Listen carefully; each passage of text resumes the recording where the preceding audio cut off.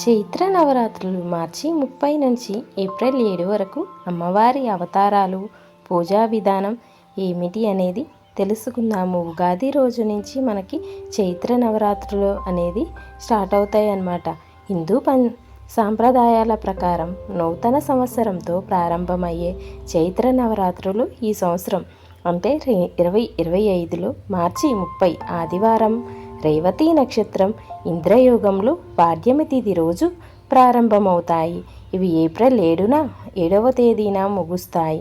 ఈ సమయంలో మాతృమూర్తి దుర్గామాతను వివిధ రూపాలను భక్తితో పూజించడం ద్వారా ఆశీర్వాదాలు లభిస్తాయని భక్తుల నమ్మకం. ఈ ఏడాది దుర్గాదేవి వసంత నవరాత్రుల సమయంలో ఏనుగుపై వచ్చి మళ్ళీ అదే ఏనుగుపై వెళ్ళిపోతుందని పండితులు చెబుతున్నారు. జీవితంలోని అన్ని కష్టాలను తొలగించి ఆనందం, శ్రేయస్సును కలిగిస్తుందని చెబుతారు. చైత్ర నవరాత్రి ఉత్సవాలు 9 రోజులు భగవతీదేవి అమ్మవారి 9 రూపాలను పూజిస్తారు. చైత్ర నవరాత్రి ఉత్సవాల్లో హిందువుల దేవత అయిన దుర్గామాతను ఆరాధిస్తూ ఉంటారు. 9 రోజుల పండుగలు ప్రతిరోజు ఒక ప్రత్యేకమైన రంగుతో ముడిపడి ఉంటుందని పురాణాలు చెబుతున్నాయి. దుర్గామాత 9 రూపాలలో ప్రతి ఒక్కటి వేర్వేరు రంగులతో సంబంధం కలిగి ఉంటుందని నమ్ముతాము. ఇది శుభప్రదమైనదని పండితులు చెబుతున్నారు. మార్చి 30 ఆదివారం నవరాత్రుల మొదటి రోజు. ఈరోజు ఉదయం 6 గంటల నుండి మధ్యాహ్నం 2 గంటల వరకు గంట స్థాపనకు ఉత్తమ సమయం. ఈ రోజున మాతా శైలపుత్రిని పూజిస్తారు.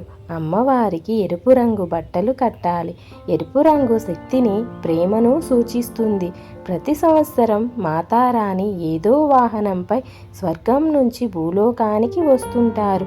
ఈ సంవత్సరం మాతారాణి ఏనుగు ఎక్కి భూలోకానికి రానుంది. నవరాత్రుల్లో భక్తులను ఆశీర్వదించి మళ్ళీ ఏనుగుపై స్వర్గలోకానికి వెళుతుందని పండితులు చెబుతున్నారు. మార్చి 31 సోమవారం వసంత నవరాత్రులలో 2వ రోజు బ్రహ్మచారిణి మాతను పూజిస్తారు. బ్రహ్మచారిణి అవతారంలో ఉన్న అమ్మవారికి నీలం అంటే చాలా ఇష్టమని పురాణాలు చెబుతున్నాయి. బ్లూ రంగు వస్త్రాలతో అలంకరించి పూజలు చేయాలి. ఈ రంగు గొప్పతనాన్ని సూచిస్తుంది.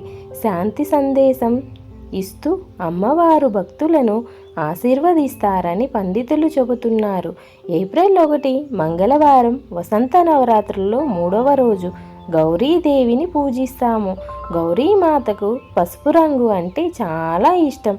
పసుపు రంగుతో అలంకరించి చంద్రకంఠాదేవిని పూజిస్తారు. పసుపు రంగు శాంతిని, ప్రశాంతతను సూచిస్తుంది.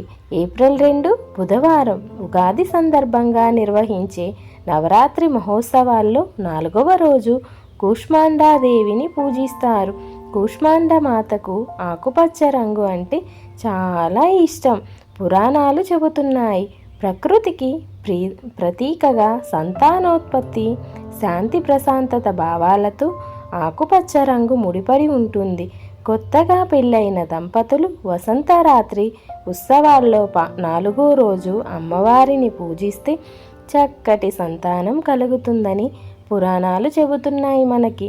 ఏప్రిల్ 3 గురువారం వసంత నవరాత్రి ఉత్సవాల్లో 5వ రోజు భాగంగా నాగ్ పూజ చేస్తారు. స్కందమాతను పూజిస్తాము. బూడిద రంగు వస్త్రాలతో అలంకరిస్తారు. స్కందమాతను పూజించేటప్పుడు అమ్మవారికి ఎదురుగా బూడిద గుమ్మడికాయను ఉంచి అమ్మవారిని ఆవాహన చేస్తారు. షోడశోపచార పూజలు నిర్వహించి ధూపదీప నైవేద్యాలు సమర్పించాము. తరువాత ఆ గుమ్మడికాయను ఇంటి ముందు ఉట్టిలో పట్టి గుమ్మం ముందు కడతారు. ఇంట్లోకి నెగిటివ్ ఎనర్జీ రాకుండా అమ్మవారు కుండడానికి రక్షణగా ఉంటుందని పండితులు చెబుతున్నారు మనకి. ఏప్రిల్ 4 శుక్రవారం అమ్మవారికి ఎంతో ప్రీతికరమైన రోజు. దుష్టశక్తుల దరి చేరకుండా పూజలు జరుపుతుంటారు. ఆ రోజు కుంకుమ పూజలు నిర్వహిస్తారు. కాత్యాయనాయ విద్మహే కన్యాకుమారి ధీమహి తన్మో దుర్గిం ప్రచోదయాత్ అంటారు. కాత్యాయని మాతకు నారింజ రంగు అంటే చాలా ఇష్టం. నారింజ రంగు అంటే పుల్లని పదార్థాలు, అందుకే అమ్మవారికి నిమ్మకాయల దండ వేస్తారు. వసంత నవరాత్రి సమయాల్లో 6వ రోజున కాత్యాయని అమ్మవారిని పూజించడం వలన శక్తి ప్రతిధ్వనించి ఉల్లాసంగా గడుపుతాము. ఏప్రిల్ 5 శనివారం వసంత నవరాత్రి సమయంలో 7వ రోజు మాతా కాలరాత్రి దేవిని పూజిస్తారు. కాలరాత్రి దేవిని పూజించిన వారు అకాల మరణాన్ని ఎదుర్కోరు. అమ్మవారి ఈ రూపంలో భక్తులను మరణం నుండి రక్షిస్తుంది. మాత కాలరాత్రి తన భక్తులను వారి విజయం కోసం కోపాన్ని ఉపయోగించమని ప్రేరేపిస్తుంది. మాత కాలరాత్రి ప్రతికూల శక్తులను తొలగిస్తుంది. రౌద్ర రూపంలో ఉన్న అమ్మవారిని శాంతపరిచేందుకు తెల్లటి వస్త్రాలు కట్టి పూజలు జరపాలని పురాణాలు చెబుతున్నాయి మనకి. ఏప్రిల్ 6 ఆదివారం. ఈరోజు వసంత నవరాత్రుల సమయంలో 8వ రోజు. ఈ రోజున మహాగౌరి రూపాన్ని పూజిస్తాము. మహాగౌరి అమ్మవారికి పింక్ కలర్ అంటే మహాప్రీతి. ఈ రోజున మహాగౌరిని పూజించడం చాలా పవిత్రమైనదిగా మారుతుంది. అలాగే ఈరోజు శ్రీరామనవమి. లోక కళ్యాణం కోసం శ్రీరామచంద్రుడు సీతాదేవి కళ్యాణం జరుపుతారు. పానకం, వడపప్పు ప్రసాదంగా స్వీకరిస్తారు. ఈ లోక కళ్యాణం కోసం ఆ రోజు రామనామాన్ని జపిస్తాము మనము. శ్రీరామ రామ రామేపి రమే రామే మనోరమే సహస్రనామ తత్తుల్యం రామనామ వరానమే అనే మంత్రాన్ని చదివితే చాలా మంచిది. ఈ రోజున ఏప్రిల్ 7 సోమవారం వసంత నవరాత్రుల్లో చివరి రోజు. ఈరోజు అమ్మవారిని దేవి సిద్ధిదాత్రి అవతారంలో పూజిస్తారు. గోల్డ్ కలర్ దుస్తులు కట్టి అమ్మవారిని అలంకారం చేస్తారు. నవరాత్రి దుర్గామాతను పూజించడం ద్వారా జీవితంలోని దుఃఖాలు మరియు కష్టాలు తొలగిపోతాయని భక్తులు విశ్వసిస్తారు. హిందూ పురాణాల ప్రకారం తనను పూజించే భక్తులు అన్ని కోరికలను ఈ అమ్మవారు తీర్చగలరు. జీవితంలోని కష్టాలన్నింటినీ ఈ అమ్మవారి ఉపాసన ద్వారా దూరం చేసుకోవచ్చు అని భక్తుల విశ్వాసం. రామాయణం ప్రకారం చైత్రమాసంలో శ్రీరాముడు దుర్గాదేవిని పూజించాడు. ఈ ఆరాధన వల్లే రావణుడిపై యుద్ధంలో విజయం సాధించాడని నమ్ముతారు. ఈ కారణంగా చైత్ర నవరాత్రిని భారతదేశం అంతటా జరుపుకుంటారు. ఉత్తరాది రాష్ట్రాలైన హిమాచల్ ప్రదేశ్, హర్యానా, పంజాబ్, మధ్యప్రదేశ్, ఉత్తరప్రదేశ్, ఉత్తరాఖండ్లలో ఘనంగా జరుపుకుంటారు.